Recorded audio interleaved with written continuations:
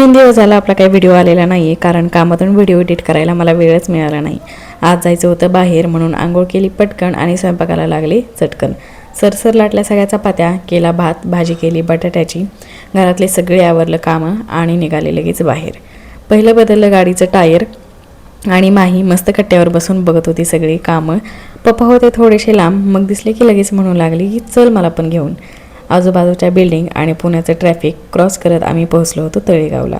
माझं बाहेर जाण्याचं कारण म्हणजे गाडीचा फास्टॅग झाला आहे एक्सपायर आणि तो झाला आहे माझ्या नावावर. आवरली सगळी कामं आणि आलो हॉटेलला, कारण दुपारचं जेवण आम्ही काही केलेलं नव्हतं, फक्त सकाळीच केलं होतं.